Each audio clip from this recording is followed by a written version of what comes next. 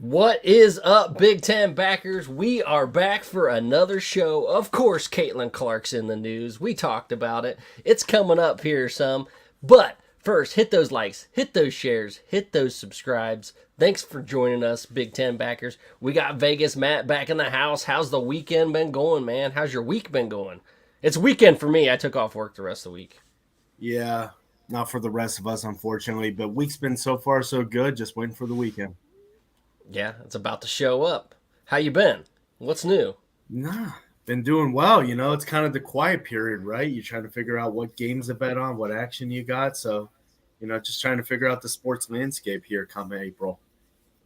Oh shit, there's some stuff hitting the news. But before we get to the Final Four, you know it's going to be a Final Four show. We got to get into Caitlin Clark. Dude, what kind of effect has she had on women's basketball this year, man? This is nuts. And by nuts, I mean there's no nuts because it's women's basketball. It is, but I'll tell you what, it is more compelling television right now than the men's tournament. And that's not just me saying that. That's a lot of the facts supporting it. And you kind of look back at the history of women's college sports and really college basketball, trying to put on that product, trying to compete for eyeballs the way that the men's college basketball landscape has. And at the end of the day, we're really striving for those viewership numbers that expand advertising, to expand NLI, to expand a lot of these different factors. So Sure. When you look at that Elite Eight game last week, Iowa LSU, to put that in perspective, they had 12.3 million viewers of an Elite Eight women's college basketball game. Now, I want to put that into perspective for everybody. Wait, you have to repeat that again. What? How many viewers? 12.3 million viewers for the game with a peak number. So 12.3 is your average million viewers. Your peak number was 16.1 million viewers of an Elite Eight game. Now, granted, that's just shy of the Ohio State Michigan football game. One of the best. Holy shit. I was going to say that. So that's where Big Ten backers here, we're predominantly football. We're predominantly a lot of men's sports. Not anymore. We're going to be talking a lot of women's sports here. But to put that in perspective, regular season, college football, there was only one regular season game that eclipsed that game. And it was the game, Ohio State, Michigan at 19.1 million. Other than that, an Elite Eight women's college basketball game had more viewership than every single other regular season college football game this year. And I'll tell you what, it wasn't even close. Every college basketball game too. Oh, not even close. It is the most watched college basketball game on ESPN. And I didn't say women's. I said most watched college basketball game on ESPN. Most watched ever. I'm sorry, it's not ESPN related. I'm looking at the other stats. But again, when you are getting viewership that exceeds every college football game except one, and quite honestly, it fell sixth on the overall rankings, and the 5 games I talked about were bowl games or playoff games, national championship, and so on. But the impact that these two are, Caitlin Clark is having and Angel Reese are having are phenomenal. And everyone wants to say, okay, how does this translate when they become professional athletes at the WNBA level? Again, to give you another number to put into perspective, the viewership average of the 2023 WNBA finals was 700,000. 700,000. The championship for women's professional basketball was 700,000. An Elite Eight game was 12.3 million. So you are seeing them fundamentally change the game from a marketing, from viewership, from eyeballs, and all they're going to do is raise the tide to lift all boats. And just to take a jab at the other sports, because I think it's fun, the World Series 2023 averaged 9.1 million. The NBA Finals last year averaged 11.2 million. So they're averaging more than the MLB World Series, and they're averaging more than the NBA Finals. That is significant. What are your thoughts on all that? Sorry, I'm excited about women's college basketball. I mean, it's just crazy. Caitlin Clark changed the game. But man, there was some other drama that came along with it too. We got to talk about Angel Reese and the drama that started there. But first, let me play you a little video to kind of set the scene. I mean, we'll get into that. We'll get into the rest of it. But you gotta watch this. All right, man. These girls are just out playing their hearts out. They're competitors, right? And then after this game, sorry about the volume there, but I mean, they're hugging after the game in the line. They're competitors. They may have been talking shit in the game. Angel may have been pointing to that finger to that ring last year. But man, I don't disrespect her for that. Talk shit during the game. You're a competitor. You want to win always, right? What's wrong with that? What is wrong with pointing at your finger and talking a little shit?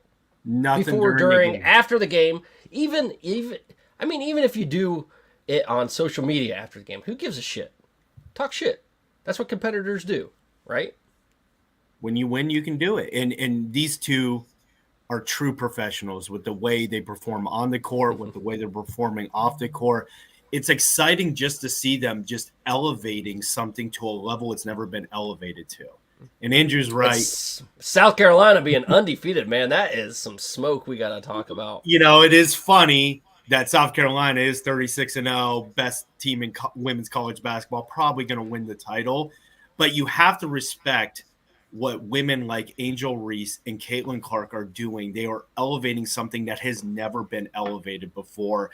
And again, it's going to equate to money. And they are bringing in viewership. That's going to bring in advertising. That's going to bring in money. You are raising the salaries of everybody through these. Sure. Oh, yeah. And just like public awareness. Now people are watching women's basketball that, wasn't getting the viewership before. Like you said, the WNBA only gets 700,000 people watching it. I think Caitlin Clark, why not stay another year? Angel Reese, why not stay another year? That NIL money is only going to skyrocket. It might be gone once you get to the NBA, WNBA. Well, I think that's the point of saying what the viewership was in the WNBA, because now you get Angel Reese and you get Caitlin Clark going to the WNBA. I'm going to flip it on. I mean, I watched the Iowa LSU game. Flipped it on. Yeah. And now you're going to get those viewership eyeballs with all that. And here's another stat, because I follow a lot of Cleveland sports. The women's Final Four is going to be in Cleveland, Ohio. Everybody go attend, must see. But the average ticket price for a seat to the Final Four, either game, is $830. A women's Final Four seat. So, I mean, this is an economic boom. It is unprecedented what Caitlin Clark is doing for women's sports. It is. And I love it. Pretty insane, man. Pretty insane. But, you got to give her credit, man. She is scoring out the wazoo. I mean, there was a lot of people that are talking crap about her. She has no mid-range game, or she gave up a lot of points dishing out to her teammates. I mean, the girl has scored 40-some points and 12 rebounds. I mean, that's a crazy effect that they've had. And, man, Reese on her own rights is an NCAA record holder. She's got the most double-doubles in a season in all of the NCAA basketball. I mean, that's impressive. Yeah.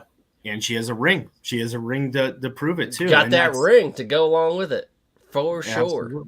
Absolutely. And she's a dominant player, too. And I think seeing Angel Reese and Caitlin Clark competing at the WNBA level, especially if those two get to the finals. For sure. They both. And Andrew said Reese already declared. Yeah, so did Caitlin. Yeah, they both declared. I just think maybe there's more money if you don't. Well, Caitlin Clark's legitimately in the State Farm commercials. She's and HVL, the girl that was guarding Caitlin Clark, she's in the portal already.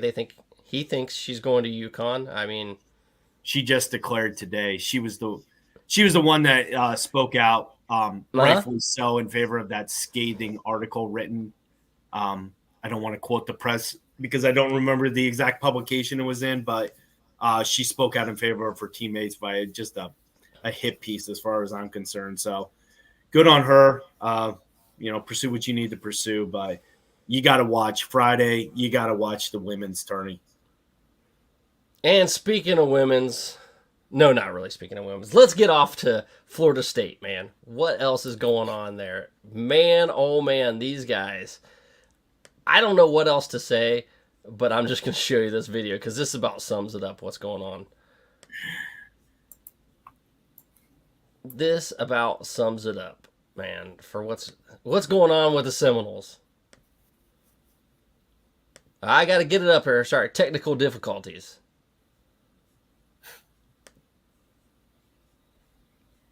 This is the Seminoles lifestyle right now, man. I mean, first of all, I was watching this live and I started seeing them going backwards and ba-boom. Pretty sure that's not. I'll turn the volume off for y'all because we just got to talk about it, really. Florida State, they sue the ACC after the ACC has already sued them. So really what they're wanting here is they just want to get it in their home turf. They want a Florida lawyer to handle this. They want a Florida judge to handle it. But the ACC said, nope, we're going to handle it here in North Carolina where it deserves to be handled. So Andrew Anderson says they're going to enjoy the Big 12. Well, maybe they will, because they ain't getting out anytime soon unless they're going to pay that $572 million, more than $500 million buyout, man. Do you think that there's a chance that they leave now? Absolutely not. Absolutely. I mean, they lost. And then go ahead. No, I mean, look at what happened with Texas A&M and Jimbo Fisher, right? When they had to pay that $70+ million buyout to him. And these are big, filthy, rich Texas oil men cutting that check. And that was staggering. That was staggering for a bunch of rich Texans paying $70+ million to get Jimbo Fisher out. You think there's enough rich, powerful Florida State alum that are going to see the value of cutting checks that equal that amount? Absolutely not. And it's I still think Florida State's going to the Big Ten. It's just a matter of time. They're going to figure out some type of loophole to get out of this because the ACC is literally screwing them. I mean, it's not even just a screwing it. I mean, it's like Florida State woke up the next day after sleeping with the ACC and realized that they had an Adam's apple. They were getting fucked hard, man. Real hard. I mean, look at the difference. Look at the difference. Why would you settle for $42 million a year through 2036 when the Big Ten's making anywhere from $80 to $100 million per school? I mean, they're losing money hand over fist. They're getting screwed. You got to go somewhere. You can't sit back. That's negligence by the ACC. They're supposed to be protecting the best of the best from the ACC. North Carolina said it best when they're trying to protect the bottom of the barrel. So Clemson's got the lawsuit. There's already 4 lawsuits going against this particular domain of the ACC. That grant of rights is screwed. They're not protecting anyone. I know they signed it. They agreed to it, yeah. But it was a horrible deal, and they're not representing the teams that they're supposed to represent or the schools that they're supposed to represent because it's just botched from the beginning. They made a horrible deal, and they're not comparable their market status is not comparable to any of the big conferences. So the big schools in the Big Ten, the big schools in the SEC, they're all making over $30 million more a year. That's just going to set you back for years if you go ahead and let this play out. It's stupid. They can't compete. You can't compete with Michigan. You can't compete with Ohio State. You can't compete for NIL deals. Then why sign the contract? Yeah, they shouldn't have. I mean, this was one of the most ridiculous contracts ever. And honestly, if I'm the commissioner of the ACC, this is a home run for me because of what's going on right now. This was actually brilliant by the ACC commissioner. It was horrible by the schools that allowed this to take place. They could fire this guy whenever they want. They didn't. And the fact is, Andrew says it right. It sounded good in those years. Yeah, you want a long-term contract. You want to lock this up. But the times have changed, man. No. That is not forward thinking. That's not business. Not at all. Yeah. Whatsoever, because business sense would imply signing that deal is you see college football dropping off. So you sign a long-term deal basically saying, I think this product's going to drop off, so I want to reap the benefits of a long-term deal. That is completely misreading the landscape from a business perspective. and that ACC commissioner should be fired because of this horrible deal. I mean, as a conference, it's about self-preservation. The Syracuse and I think the conference did themselves right. You're absolutely right. They could have been the Pac-12. I mean, they could have got rated if it weren't for this grant of rights. You're right, and that's the upside. The ACC, maybe they did have the business foresight to say, wow, in 5 years with conference realignment, we're screwed. We better lock down our big powerhouses for the next decade and a half. In that case, great business idea. Shame on Florida State, shame on North Carolina, Clemson, and Duke for signing a ridiculous long-term deal like this. Yeah, it shouldn't have been the way it was, but it is, and there's nothing they can do about it. And now it's still going to play out in the courts. What I want people to know is all that changed was that lawsuit's going to be handled in North Carolina. It's not going to go down in Florida. They asked for a stay so that the North Carolina lawsuit would be forfeited and they'd hear it in Florida, and that's not happening. The lawyer... Wow. Careful what you wish for, ACC, because there are two other schools I could see wanting to get out, and that's North Carolina and Duke. And North Carolina, predominantly, everyone wants North Carolina right now. They might be the one that both the SEC and the Big Ten are fighting for. True. I mean, Duke has the academics. They have the basketball. They certainly don't have the football. They might be a private school as well. So when you're talking about kind of big picture funding and money and flows and things like that, they may not generate at that level, but still a very appealing product. Absolutely. I mean, North Carolina is what everyone's going to want. Who do you think is going to be the team that everyone really wants? I mean, how many schools in the ACC are ones that are going to be taken when this all is settled and done? North Carolina, right? Florida State, Clemson, those are the ones that draw the eyeballs. Anyone else? Miami? No, and actually, I'd put Florida State, North Carolina in tier 1, to be honest with you. I see the SEC and Big Ten going after those two. Clemson has drawn the eyeballs. I mean, but that's because maybe a recency bias that they've been so good. They won those 2 national titles, but they still draw the eyeballs right now. They do. Sneaky one would be Virginia. Virginia is a very classic brand name. I think if they could get some more money, get their football program righted, that'd be a very popular choice. I could see something like Boston College at some point being one. Again, if it's a private school, that does factor here. Public schools with public money, it does play a factor. I don't know if Boston College is private, but I think when you think Boston College, you think Boston market, New England market. There's our eyeballs. That's a lot of publicity there. So that would probably be one. Miami just is not a sports town. I see zero appeal to the Miami Hurricanes. They don't fill their stands. They don't have the eyeballs. People are too busy at the beach. So I wouldn't. And again, Duke, I think, is very appealing from an academic and basketball perspective. But if they're private, that does factor into this. Boston College should already have been in the Big Ten. No. Andrew Anderson says that is not. Boston is not a Big Ten market. Number one. Number two, they don't have a following. It'd be like adding another Rutgers, adding another Maryland. Like, no one would care. Well, and those were strategic, right? When you added Rutgers, you added New York City. That's what you did. When you added Rutgers might not be a bad idea now. I mean, the way they're turning around, they have a decent recruiting landscape. They have a chance. I mean, if they, they have a chance to bring basketball. They have the top 2 recruits in college basketball next year. Rutgers does, and they're chopping wood, man.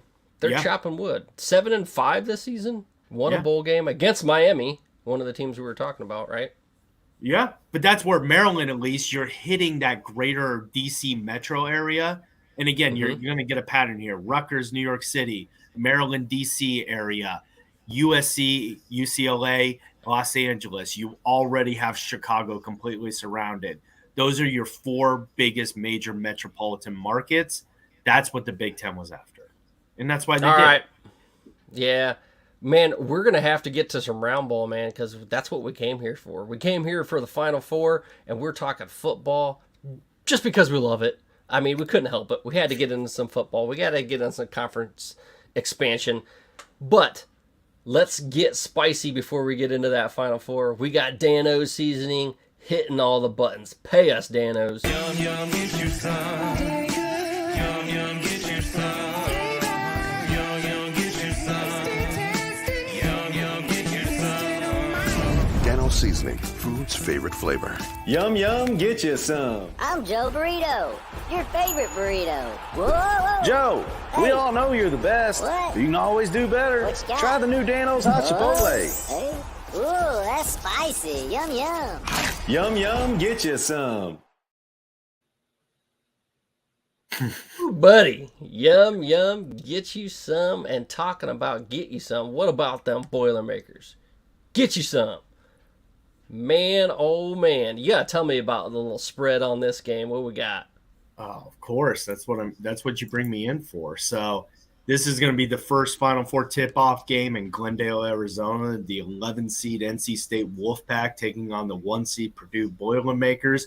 Right now, you're seeing books stay pretty consistent at -9.5 in favor of Purdue. You're seeing an over-under of 146.5. So kind of a modest over and under, not that big. Haven't seen a lot of movement. There was some early movement on for Purdue, but stayed pretty consistent. I'll just cut to the chase, man. I think it's a collision course, UConn Purdue. I think NC State has a great inside presence, but guess what? Purdue's got the best inside presence with Edie. And so I really like this -9.5. I'd be looking strong at the Boilermakers laying the points. What's your thoughts? Strong on the Boilermakers. Man, the Boilermakers had the second best three-point percentage. They just got to get more shots, man. So Lance Jones and Brandon Smith, they got to chuck it up more from downtown, baby. But man, oh man, what really lays the wood, Eden in the paint, man. That 7-4, he put his team on his back and scored 40 points last game. But can DJ burn? Big ass. He's 275. Dude has a legit shot to enter the NFL draft right now and make him some money. And the Wolfpack is the inverse of Caitlyn Jenner. They are holding on to their balls, man. They don't turn it over. Purdue is down there at like 11.3 turnovers per game versus NC State. They're tied for 12th in the nation at 9.5 turnovers per game. And UConn's not far behind at 9.8. So I got the Boilermakers. And speaking of UConn, I guess we get on to that one. I'll take the Boilermakers and the points. Give me them. Boiler up. I agree. And going to the next one, the second tip-off, I'm not even going to give you a time because it's irrelevant when you're playing at that kind of stadium. You've got the 4-seed Alabama Crimson Tide taking on the 1-seed UConn Huskies. You're seeing UConn at -11.5, and you're seeing an over-under at 161.5. Now, before I get your opinion on this game, I want to give you a stat here. The UConn Huskies have won 10 straight NCAA tournament games. All 10 of their games, they have won by more than 13 points. So 10-0 in their last 10 games, and they've won by more than 13 or more points in every single one of them. You're seeing a line at -11.5. So what's your feeling here? -11.5. First of all, let's get to the questions. Andrew Anderson, his wife, Emily, I'm assuming, has Bama winning the game. He disagrees. He also said NC State can't win this game against Purdue. And UConn, finna drag their opponents. I don't know if I can pronounce that southern twang right. Finna. Finna? Finna. I think it's Finna? finna. Like fixing two, kind of short for fixing two. Yeah, we're we need just- where's the Sunbelt Syndicate? I need a translator in here. I don't know. We're just Midwest boys, man. We're don't get down with Midwest. all We that. can't read. We Finna. can't write. We can't speak all that well. Come on. We don't do that shorthand, man. I don't know. No. But we mentioned UConn. They had 9.8 turnovers per game, pretty solid, versus Bama, 11.9 turnovers per game, the worst in the Final Four. Bama is popping its Final Four cherry, man. First time ever in the Final Four. And they score a lot. 90.6 points per game for first in the nation, and they're second in three-pointers made. But they don't have D, man. They got Mark Sears averaging like about 21.5 points per game. UConn smokes everyone they play. Does it change in the Final Four? They had a delayed flight. Does that help? Does that help Bama's chances? I don't think so. I think UConn rolls again. The only thing standing in their way is Edey. The only thing standing in their way is Edey. And I'm not sure Edey can do it all by himself. He's going to need some help from his teammates. Yeah, I agree. And this is one where I would probably, conventional wisdom says UConn is just simply rolling. I think UConn's going to win this game, so I want to be very frank about that. However, I think the play on this one is the over at 161.5. I just think, UConn goes on a tear like they shredded Illinois, last weekend. They go out big. You get Alabama shooting some threes at the end. You could see just a really high-scoring game. But I could also see a backdoor cover here. I could see a 10-point UConn win or something along those lines. So I just don't like the spread in a game like this, but I really like that over. And I'm really hoping it's UConn and Purdue because that's going to be a hell of a final matchup. Oh, yeah. I want to see those big men go at it, man. And Andrew did clarify. He said I was correct. Fixing to, shorthand for fixing to, about to. He dumbed it down for us quite a bit. Thank you, Andrew. You got to speak to us like we're third graders, right? All right. Mike Germanese. No one beating UConn. Yeah, we agree. He's we right. Agree. I mean, I don't think so. I really love to root for Purdue in that game, but I think UConn's going to win the next two games, probably by a total of 52 points combined, just like the last two. I mean, if they do, it would be probably the greatest back-to-back years in college basketball history. Oh, yeah, historic. It would just – of course, you're going to go 12-0, right? If you're going back-to-back, you have to win all 12. But, again, the last 10, you've won by greater than 13 points. I mean, that is unbelievable. So, all right, kudos to them. Does anyone out there have Bama or NC State winning these games? I don't think so. He said, "Oh, so y'all understand Canadian well enough?" Yeah, I think so. I'm from Northeast Ohio. It's a stone's throw from Canada. Yeah, we get Canadians. The South's a foreign territory to us, but yeah, for sure. All right, man. Well, I think we covered all of basketball. We got it down. Make your bets now. I got UConn. I got Purdue. You got UConn. You got Purdue, right? Yes, I do. So lay the points for UConn, lay the points for Purdue? No, I'm taking the over in the UConn You're taking the over. Well, I'm sorry, what? 161.5? Yeah. And Bama averages like 90. Do you know what UConn averages? No, but they're 24th in the nation in scoring. So okay, so they're up there too, pretty high. So they got to be averaging somewhere around 80 points a game, I would assume. Somewhere, I would say ballpark, yeah. Yeah. Oh, man. That's a good over. Damn. It's kind of a sneaky one, to be honest with you. Yeah. It seems like it could be 5-6 points higher, in all honesty. But I don't know. I still think I take UConn laying the points. Well, I think what they could be looking at is if you look at UConn, they are 15th in the nation defensively. So an elite defensive team, they really get at it. You get this neutral site stadium.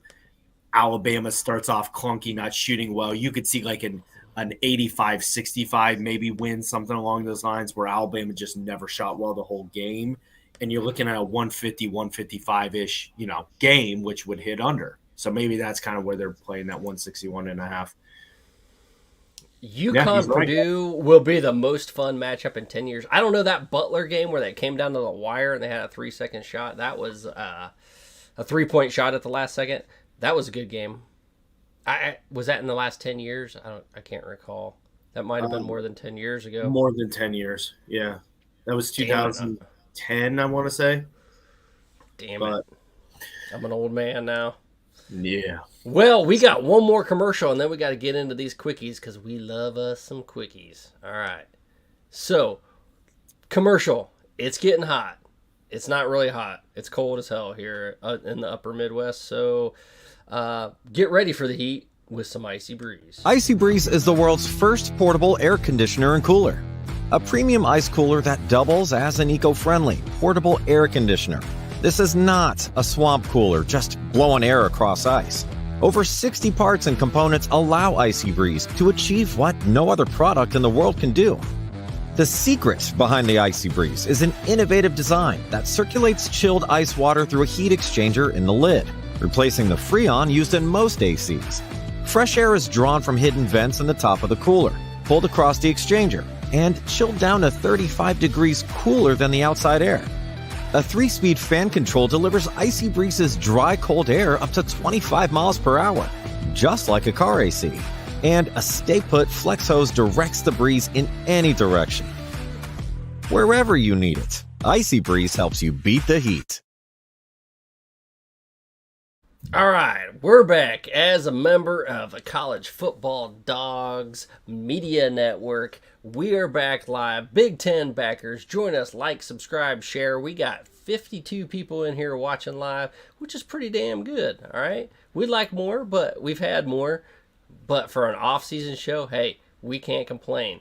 What we got to get into, Carlos Lachlan, Ohio State hires Oregon's running back coach, winning the battle with Oregon, but look for that war to start October 12th. Shit is getting cutthroat in the Big Ten with coaches and ADs being snatched up from other schools within the conference. There's going to be some bad bloods before and after and during some of these games. I mean, some of these teams are going to be pissed off at each other. Coaches are going to be mad for stealing their other coaches, their assistant coaches. It's hard to fill a role, especially this late, man. Ohio State was worried about how late they were getting this role covered, but now Oregon has to fill a coach right now during spring ball, before the spring game. It's crazy, man. But, I mean, the best place to poach it is from your own conference, right? You're not weakening a conference opponent, making them go out and search for it. And what's really going to be intriguing with all these back and forth is going to be the recruiting battle when that assistant coach or that position coach, 4-star recruit really like them, they go to a different school and they end up getting that recruit. That's going to be a big difference. It's going to create that bad blood, like you said. So what do we know about Carlos? Carlos comes to Ohio State from Oregon. He had Bucky Irvin, who did awesome there. Before that, he was at Western Kentucky. What do you think about Western Kentucky, man? I didn't even know they ran the football at Western Kentucky. Not known necessarily for their running game, but they did have the second highest scoring offense in the FBS in 2021 at 44.2 points per game. And they had a couple of running backs that did decent. I mean, not high yardage, but you don't expect that out of that offense. I think when he comes into Ohio State, he'll probably be able to help with running backs out of the backfield, catching balls, and obviously they got Chip Kelly's running game, so that's always good news for them. But we got to get on to USC, man. USC hired a basketball coach today, and Bronny James is leaving Hollywood. Wait, is that breaking news? We breaking news on the Big Ten backers? Well, sort of. I mean, it happened today, didn't it? Oh, I thought you meant about Bronny. No, not Bronny. Bronny's out, man. Yeah, unless he goes to UCLA, maybe. Maybe he goes crosstown rivalry. Yeah, and I got to pour the cold water on all of us Buckeye fans. I would love to see Bronny, go to Columbus. I think, with LeBron and the whole family living in LA, he may transfer out, but let's talk about the fact of who they're bringing in, and they're bringing in a seasoned veteran coach in Eric Musselman. Spent a Does lot that change it? Does that I change think it does. I absolutely stick think around? it does. I absolutely think it plays a factor because you're getting a coach that has coached at the NBA level with the Golden State Warriors and the Sacramento Kings, so kind of has those California ties in there. Did a lot of assistant coaching in the NBA. But he's also been pretty successful at the collegiate level. He went to Nevada, was a head coach there, got them in the tourney, did some good runs, and then he was at Arkansas. And people aren't remembering Arkansas. And Andrew says he wanted the hell out of Arkansas. They had some good teams the last few years. Yeah. 21 and 22, they had some pretty good runs in the tourney. They didn't make it this year, but he. What are you saying? He doesn't like shopping at Walmart? No. No. Isn't that all they all have? right.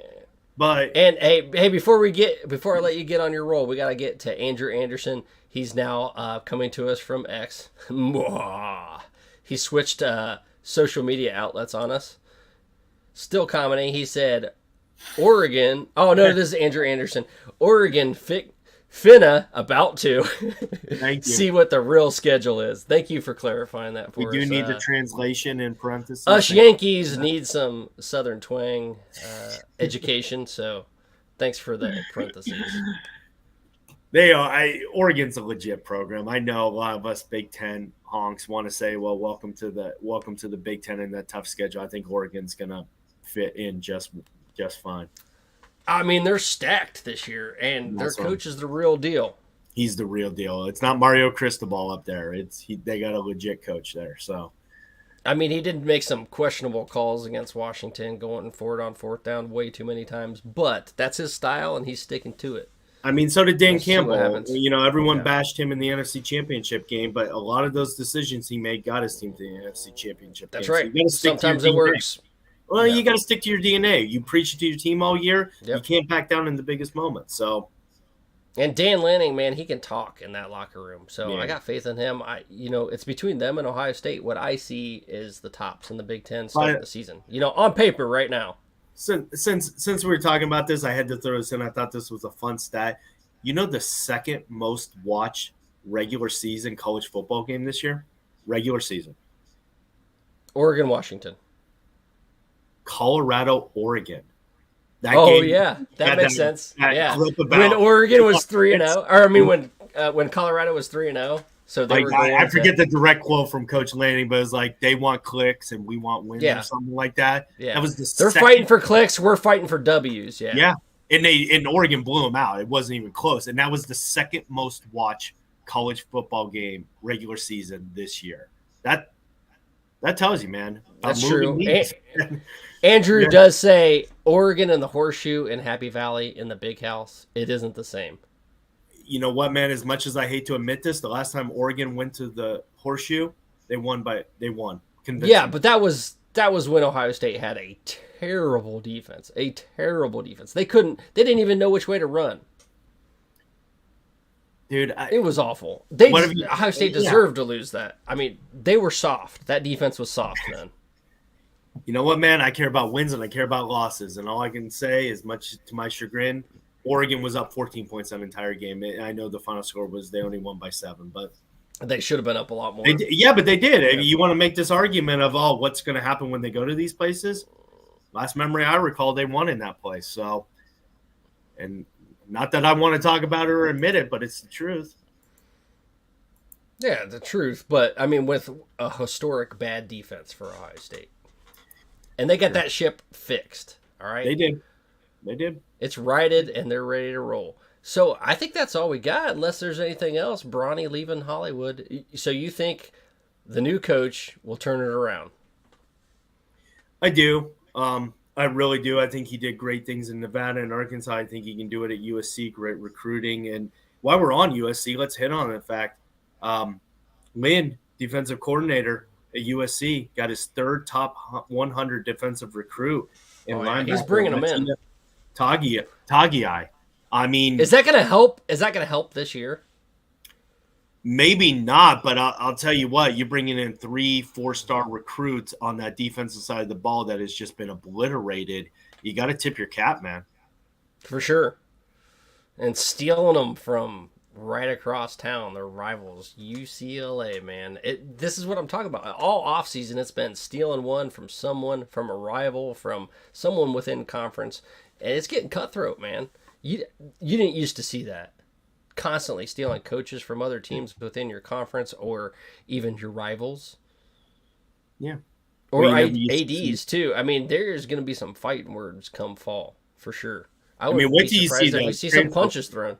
I mean, wait till you see these really high-end transfers start going within conference. That's when you're really going to see it. I agree with Andrew here. Let's see it consistently. Yeah, a one-off, yeah, okay, you did great.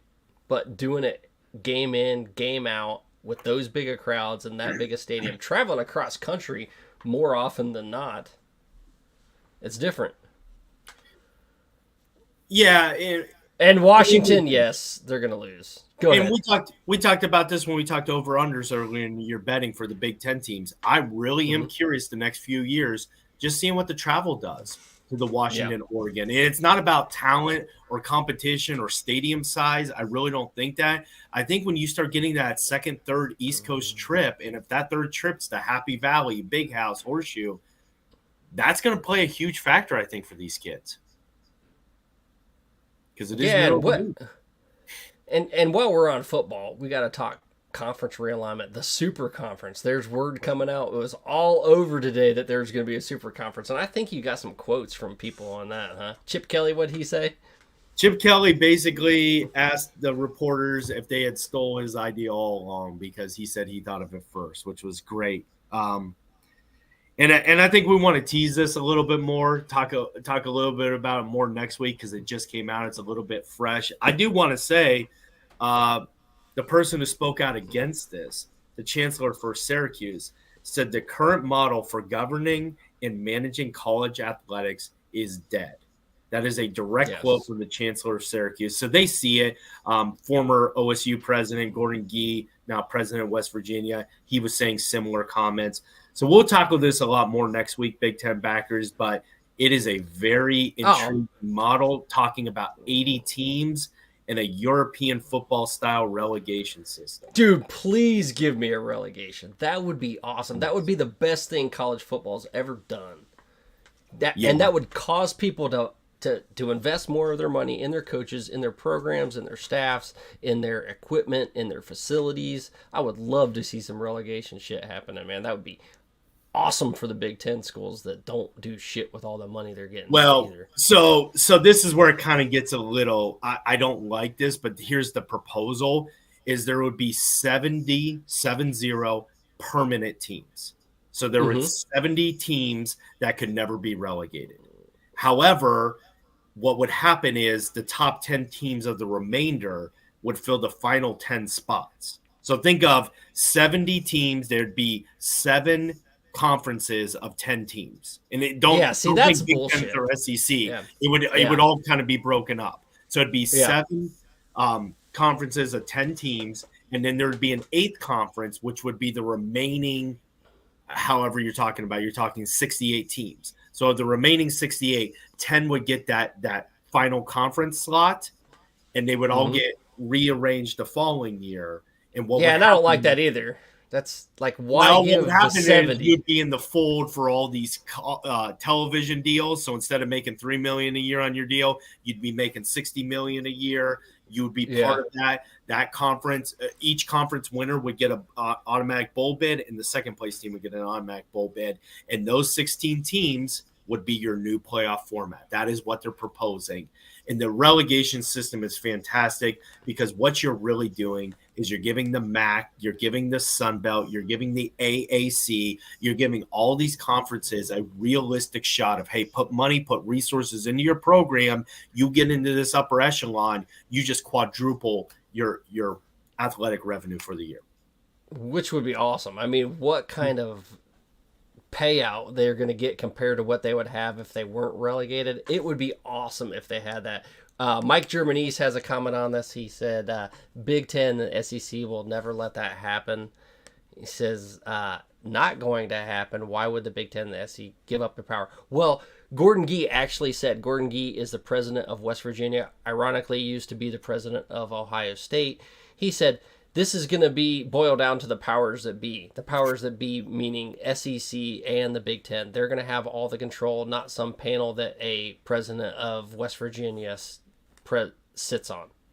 So he knows, everyone knows, it's going to be the SEC and the Big Ten being part of that 70 team where they can't get relegated. So they're not at risk of being relegated. Think of it also too like a boardroom for a Fortune 500 company, right?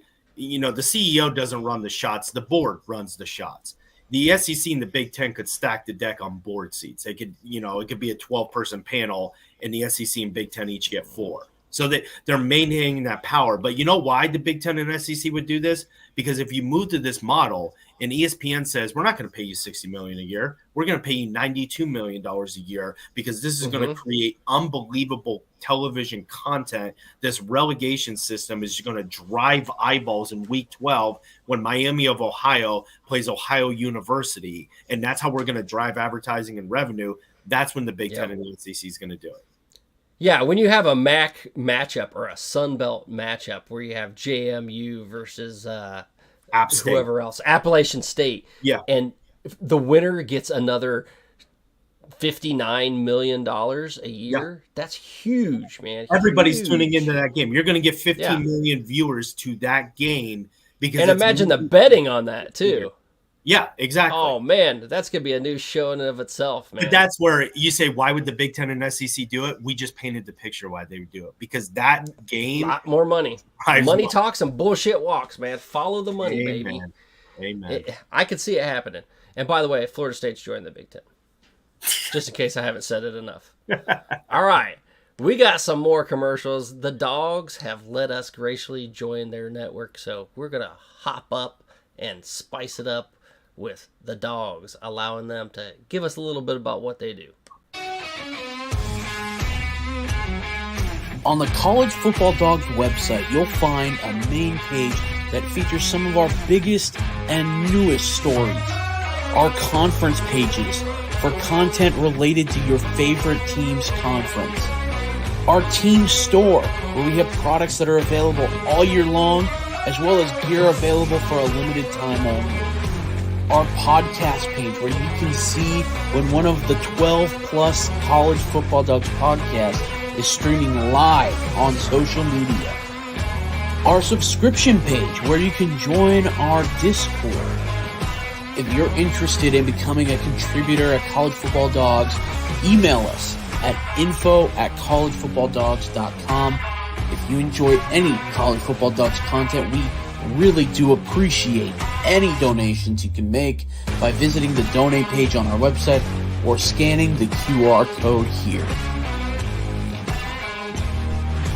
College Football Dogs, for the fans.